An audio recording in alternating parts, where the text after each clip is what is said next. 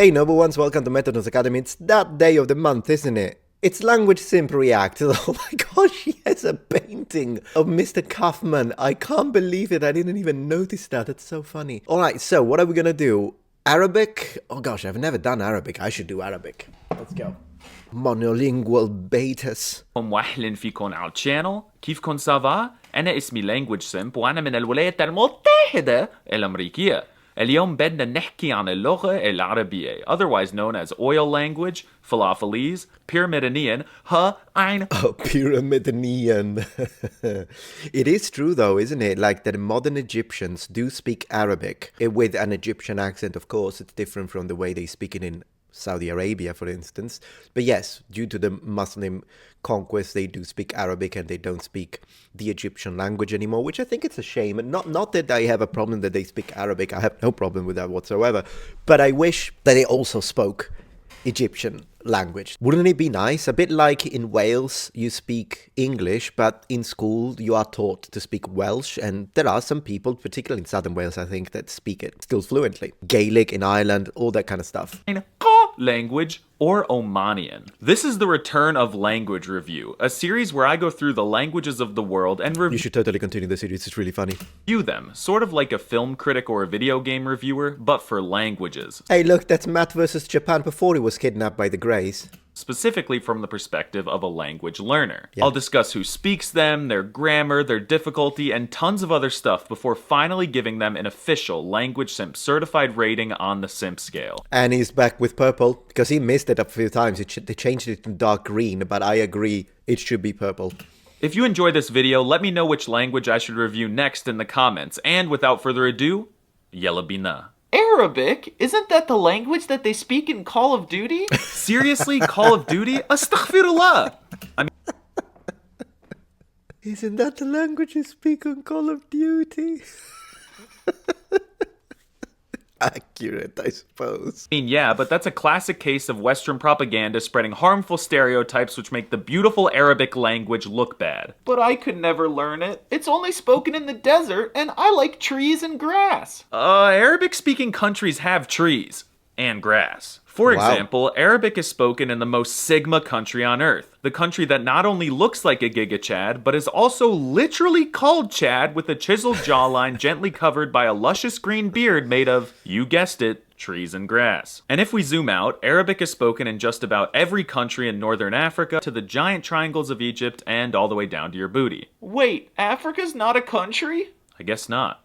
And of course, Arabic is by far the most spoken language in a very interesting region of the world where everyone gets along with each other, the Middle East. Where everyone gets along with each other. Yeah, that's the... Oh my gosh. Some people might find that offensive, but it's comedy. And I think in a way comedy needs to be edgy. And with almost 400 million NPCs who speak it natively and 25 countries recognizing it as an official language, there is no doubt that learning Arabic will unlock you a metric boatload of DLC. You could unlock some of my personal favorite countries with this language, including Algeria, 1, 2, 3, vive l'Algérie! Saudi Arabia, and last but certainly not least, the sovereign country which for some reason American Google Maps won't display for me, Palestine. I don't talk politics, but Good.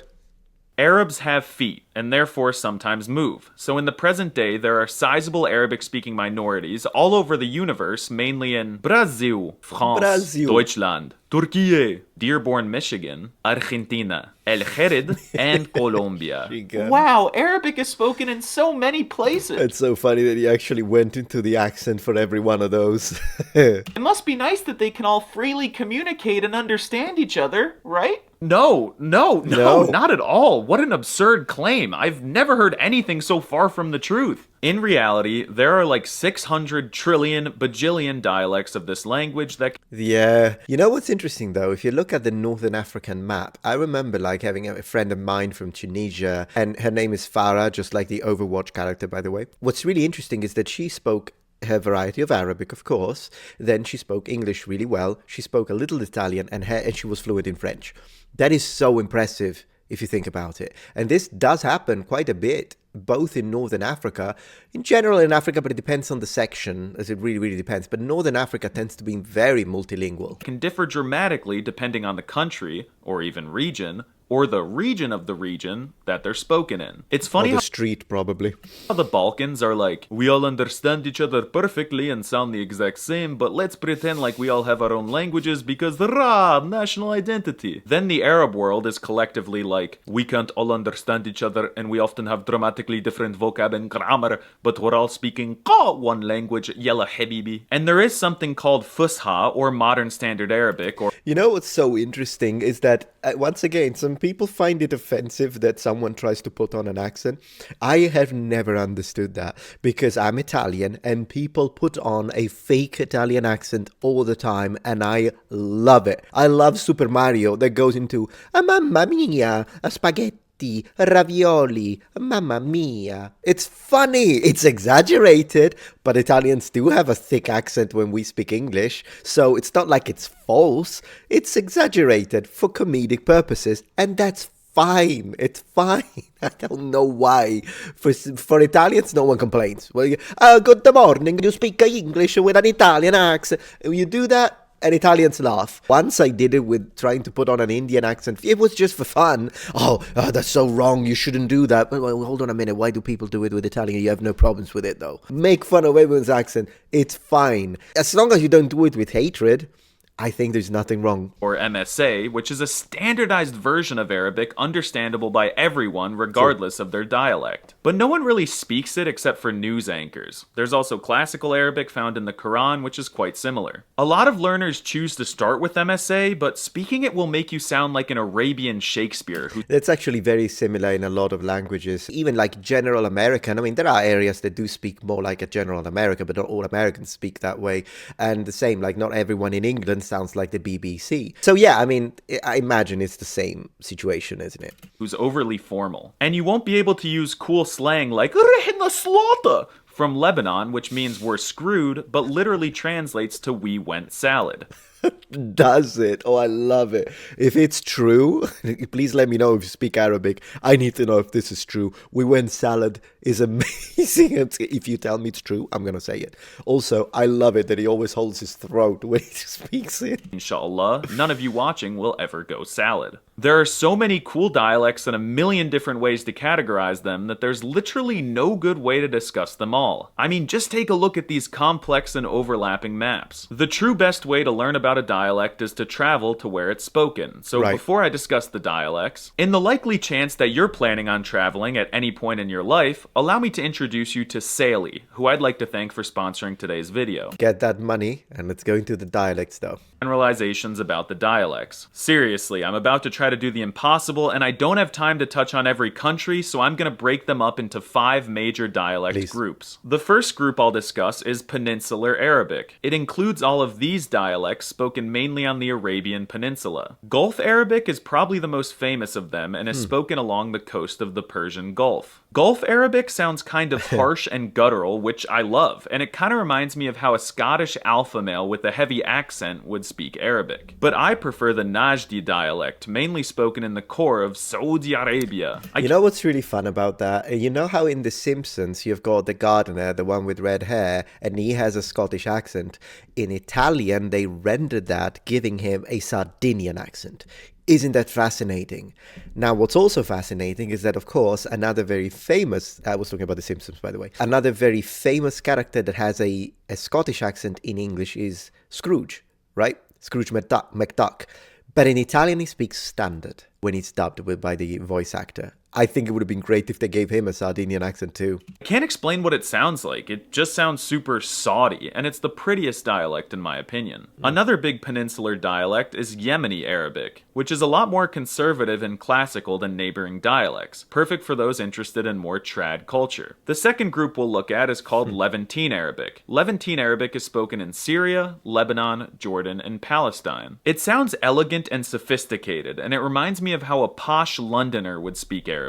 Do you agree if you're a native? Because I'm actually more interested in what natives think. What he just said, does it make sense or is he being sarcastic? So at this point, I don't even know. Arabs love simping over the Levantine dialects, and specifically dialects spoken in Syria. Most people I've talked to say that Syrian sounds the best to them. Lebanese Arabic is the most feminine sounding dialect. French influenced it quite a bit, so no surprise there, and some people have even called it gay, but they're just jealous. Palestinian is gorgeous and is factually the closest dialect to modern Standard Arabic. It's actually a funny phenomenon in the Arab world. From my research, it seems like everyone loves to claim that their dialect is the closest to MSA, but This is actually something that happens in every language, really. Even in Italy, you've got quite a lot of discussion when it comes to what's the closest to standard. And even though standard is objectively modeled after the Florentine accent, it still is extremely different from the way a regular person from Florence speaks. Because it's not just from that, it's a bit of a mixture. I can go into the details of it now, but I won't because I have a dedicated video link in the description. But I trust this research paper saying it's Palestinian. Then there's Mesopotamian Arabic, spoken mainly in the Mesopotamian basin of Iraq,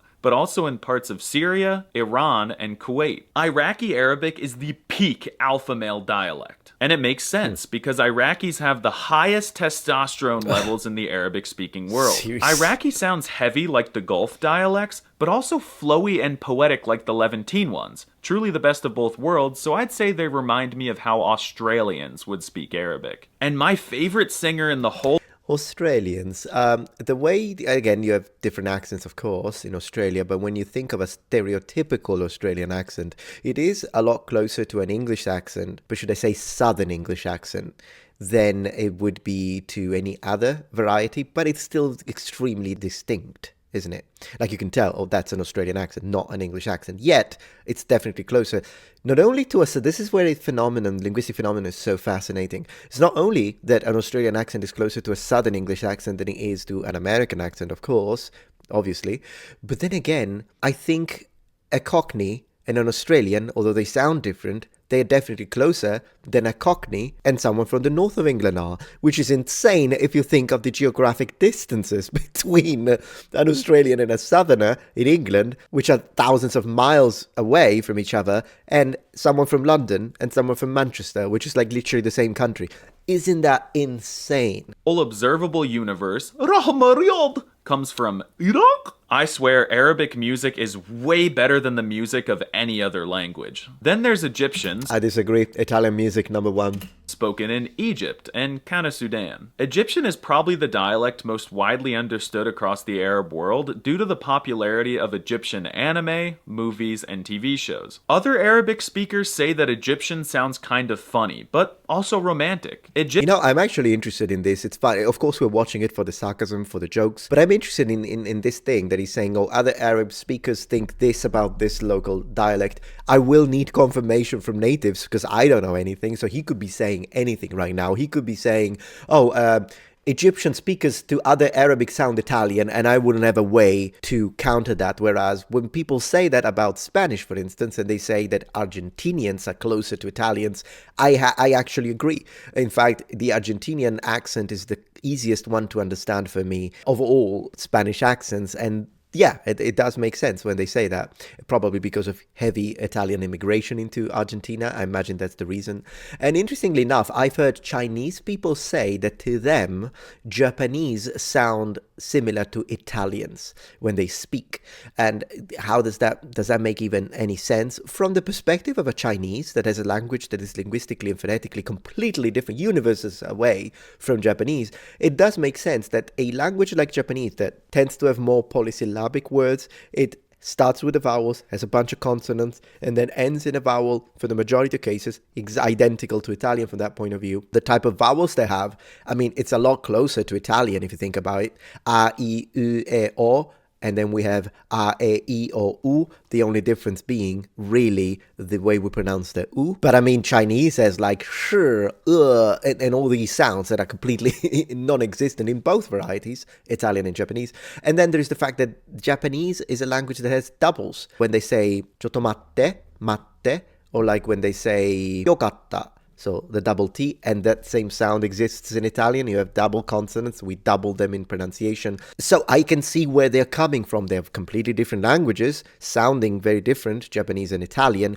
But from the perspective of a Mandarin speaker, it makes sense. So I'm interested to know if this makes sense from the perspective of a native speaker of Arabic. Egyptians sound friendly and kind of loud, so I'd say they're the honorary Americans of the Arab world. And finally, there's Maghrebi Arabic, spoken in Libya, Tunisia, Algeria, and Morocco. Maghrebi Arabic dialects are by far the hardest dialects for other Arabic speakers to understand, especially Moroccan Darija. They've got some dramatic vowel shifts and unusual consonant clusters, plus I love vowel shifts, so fascinating. a lot of Berber vocab, which is not found in any other dialects. Unfortunately, this region was heavily colonized by the country of Europe, so Libyans speak Italian Arabic, and then Tunisians, Algerians, and Moroccans speak French Arabic. However, despite the French influence, these guys still manage to sound gigachad and masculine. Tunisians a bit more comprehensible to outsiders, Algerians sound like they're singing, and Moroccans sound completely different from anyone, and no one understands them,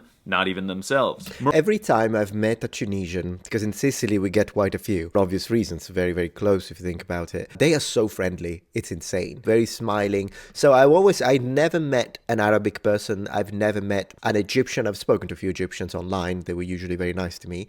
But I have met Tunisians on multiple occasions, and they've always been very friendly. Moroccans remind me of how a Jamaican speaking Wu Chinese backwards would sound to an American. Oh my gosh, you just broke my brain. Let me see the other section. So writing system. Oh, I want to see that. Pronunciation, vocabulary. So I'm going to skip the whole vocabulary section to give people a reason to go check out the original video. That's always what I do, the way I organize my React content. I'll do the same for the grammar, and then we'll check shock factor and the ending. So let's see the writing system now. Cool, but incomprehensible. The best part is that you can pick any of these dialects to learn, and it will greatly impact your journey learning the language. It's like picking a starter Pokemon. Pick Squirtle. Now it's time to talk about the Arabic writing system. The Arabic alphabet, or abjad if you want to be pretentious, consists of 28 beautiful and unique gigachad letters that look nothing like the soy boy beta male American letters of the West. They've got boats and snakes, a chicken, a stick, a roller coaster, a pregnant soap dispenser, and even a hook with a little worm in it. The letters themselves aren't too difficult to learn. Believe it or not, hook with a little worm, that's actually, so you could say a hook with an S. I think that would be easier to remember. But this type of mental associations are actually now he's doing it for sarcasm and comedy, but it's actually a fantastic way to remember both written symbols, logographs, any sort of difficult character in whatever language. We used to do that a lot with both Mandarin Chinese, with the Hanzi, and in Japanese, not only for the kanji, obviously, but also for katakana, hiragana. And it really, really helps. And it's a fantastic way to commit them to memory because it's funny and it's easier to not forget because of the mental association. But when put together, Arabic writing just looks like a bunch of squiggly lines. Because first of all, Arabic is written backwards, meaning right to left. That's the same for Hebrew, so the Bible, that's how it's written. Gives the same energy as how the British drive on the left side of the road. But you get used to it. The letters connect to one another like conjoined twins. And each letter evolves like a Pokemon depending on where it is in a word. For most letters, you have 4 forms. There's also 8 diacritic marks that can dramatically change the way that everything's pronounced. The diacritics! We love diacritics on this channel. Diacritic marks go above or below a letter and can denote all sorts of things, from short vowel sounds to doubled letters which make you sound like you're lagging. And there are... Interestingly enough, when it comes to that, even modern Hebrew, or what should I say, biblical Hebrew, when you read it, they added vowels. It didn't have vowels in the original language. It happens a lot with Semitic languages. They don't write vowels usually, same for Egyptian hieroglyphs. But they did add vowels into the biblical script now. It's just that they add them as dots. It's one of those things. So when you see all the dots, it's because they're adding the vowels now. So many of them everywhere, which makes Arabic writing phonetic and therefore very easy to read. Said no one ever. 99% of the time, probably just to troll me, they don't even write the diacritics. They're just not there. So yeah, this shit's impossible. Yeah, it's because native speakers don't need them. That's the same thing that happens in Japanese when you use furigana, which helps elementary school students, primary or middle school students that still haven't grasped, because it takes about 10 years, the native, to learn all the kanji that they need for literacy, which is about 2,000. The exact number changes. Whatever you would need to read a newspapers, a book, and read everything in Japan that isn't like super complicated PhD thesis level stuff, for which that's not going to be enough. But yeah, they do remove the furigana, so the way you read the kanji, the pronunciation in hiragana exemplified right next to the kanji, that will be removed for stuff that is meant to be read by adults, because in theory they should know how to read that. In theory. Speakers are hackers with built-in aimbot and wall hacks, so they don't need the diacritics. Yep. They just know where they are because they got an OP spawn point. Some Arabic will display the diacritics, especially the Quran, so that non-fluent Arabic-speaking Muslims can read and recite it. But with all that being said, Arabic writing is freaking gorgeous. I mean, it's seriously like a work of art. So it's no wonder that they use... I do like the way it looks. I'm more into Far East Asian languages and the way they look. So like Chinese, Japanese, I think are the prettiest languages in the world when it comes to the way it looks. But Arabic is pretty high as well. It does look really nice. Use it for literal works of art. There's also a mutated version of the alphabet written in the American letters with added numbers for the sounds that don't exist in other languages, like the ein, for example, being a 3. Speaking of the ein, I have never loved a letter and its corresponding sound as much as I love the ein in Arabic. If a tree falls in the woods and no one is around to hear it, it probably makes the ein sound. You see, Arabic is so soft and feminine with a lot of flowing sounds, including... I really don't think Arabic is feminine, at least not to me at all, but whatever. The wa, the z, the smooth rolled r, the elegant French r, as well as... I can do that. R. Oh, it's interesting. They have both the uvula sound and the rolled R. That's interesting. The heh, heh, heh. No matter how hard I try, I cannot make that noise. But Arabic also sounds super strong and harsh with deep masculine sounds like ha, which makes me feel like I'm a drowning camel. The deep and passionate dol, dol, and saw, which increase my T levels to near Iraqi levels. The caw, which makes me feel like I'm a chicken. And the that one's just a glottal stop, so I don't know how to pronounce it in isolation. It's this... glottal stop is an interesting phenomenon. We have it in English, of course. Imagine, just for those who are not familiar, imagine when you, instead of saying British, you say British. That's the glottal stop. In fact, the cartoonish sound, uh-oh, is a glottal stop. And glottal stops are used in all sorts of situations, although then again, when it comes to English accents, I always found it fascinating that depending on which word it is that you use a glottal stop, it will make you sound low class or not. So, for instance, words that get a pass are British, network. These are fine. You can say them in the poshest accent ever, and they do not influence that. They don't make you sound low class.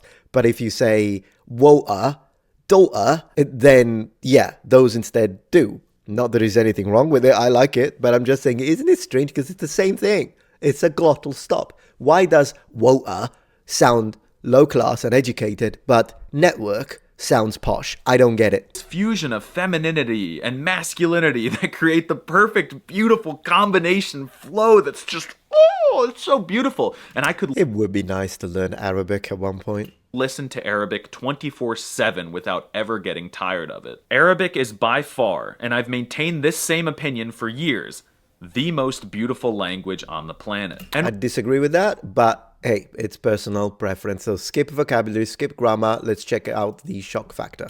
how will native Arabic speakers react to you, a foreigner, speaking their language? Well, if you walk up to an Arabic native and you speak even the tiniest sliver, like a milliliter of Arabic, they will start glitching out of reality. They'll start levitating, and a black hole will spawn between them and the ground, sucking up anything within a 200-mile radius. It's a bit like a Chinese, Japanese, Koreans. I think they react like that. Then, within the black hole, a chemical reaction will commence in their body, causing them to involuntarily do backflips until all available glucose is used up in the body. Okay, maybe I'm exaggerating a little. But seriously, this language might have the greatest shock factor of any language in the Milky Way galaxy. Even more than Korean, Japanese, Chinese. That's fascinating. Do you agree, by the way, in the comments? Let me know. Even a simple Sabah el Khair or a Assalamu alaikum will stun natives and surprise them in the most wholesome and endearing way. They are so grateful to have someone with no connection to their country, culture, or religion taking the initiative and making an effort to learn their language.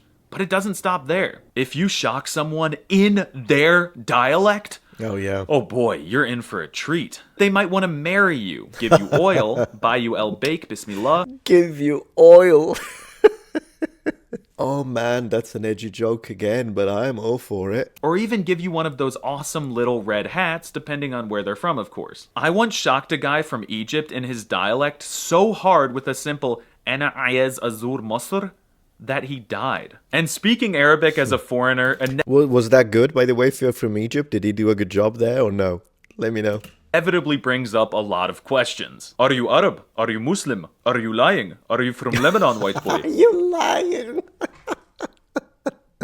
Are you adopted by Arabs? And unfortunately, Arabic gets a bad rap in Western media. Honestly, it's just the sad truth. So showing genuine interest in their language is a surefire way to make a real connection and foster a new friendship with any Arabic speaker regardless of where you meet them. I could yap about falafelis for days straight without eating, drinking, or sleeping, but I need to use the restroom. So it's time to give the Arabic Yes. language an Yeah. official language. He's gonna go for GigaChat 100%. But he should have given, I don't even remember, did he give GigaChat to Portuguese? Because if he didn't, I'm gonna get annoyed. SIMP certified rating on the SIMP scale. On a scale of dog water to GigaChad, I place Arabic, regrettably, drumroll please, in the dog water tier. What? It's just too hard and there are too many dialects. Psych! Arabic is my favorite language in the cosmos. Obviously, it goes Oh. in the GigaChad tier. It Okay. sounds gorgeous. It's got a flowy, beautiful rhythm coupled with hard, harsh sounds that make the hairs on my chest stand up and pierce through my shirt. It's got so much diversity and is spoken in so many different countries with rich history, culture, and people. It's difficult, but it's supremely worth it. And you could learn Arabic all your life and not even begin to scratch the surface of all the DLC that the learning journey will DLC. unlock for you. Every time I hear a song in Arabic, or even just hear someone Okay, cool stuff. All right, we appreciate this as always. It was fun to watch, and if you enjoyed it, let me know if there is another one you want me to review that I haven't reacted to. And since I skipped 2 sections, do go check out the original video. You'll find a link in the description and in a pinned comment below. Thank you so much for watching, Noble Ones. See you tomorrow.